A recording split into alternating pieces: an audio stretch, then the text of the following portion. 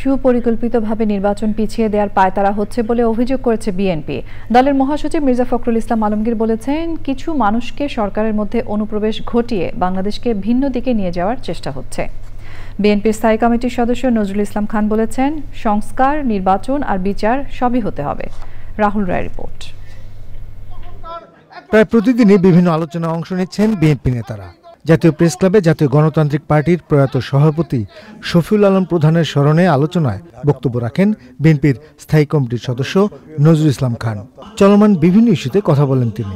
আমরা যে শক্তির বিরুদ্ধে এতদিন ধরে লড়াই করলাম, পরাজিত করলাম, যারা অপরাধী, যাদের শাস্তি হওয়া দরকার, যাদের বিচার হওয়া দরকার, তাদেরকে আশ্রয় দিয়েছে।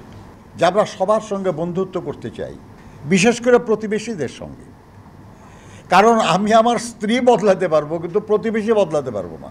আবার একটা শুনতেছি নতুন কথা, তত্ত্বাবধায়ক সরকারের অধীনেই স্থানীয় সরকার নির্বাচনও করতে হবে।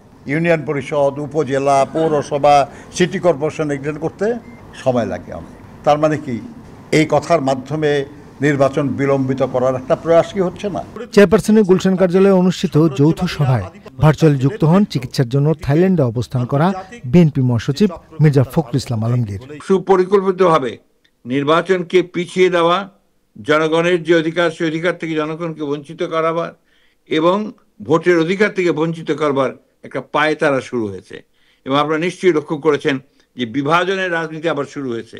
এখানে গোত্রে গোত্রে যে বিভাজন সৃষ্টি করার চেষ্টা করা হচ্ছে। সরকারের বিভিন্ন ইনস্টিটিউশনগুলোকে পরস্পরের মুখে আপনার মুখোমুখি করার একটা ষড়যন্ত্র চক্রান্ত শুরু হয়েছে। আমরা দেখতে পাচ্ছি যে কিছু মানুষ যারা সরকারের মধ্যে অনুপ্রবেশ ঘটিয়ে বাংলাদেশকে ভিন্ন দিকে নিয়ে যাওয়ার চেষ্টা করছে, ভিন্ন খাতে তাকে প্রভাবিত করবার চেষ্টা করছে।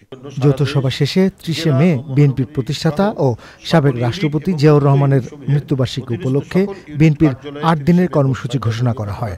অর্ধনবীতকরণ ও কালো পতাকা। রাহুল রায়, চ্যানেল আই, ঢাকা।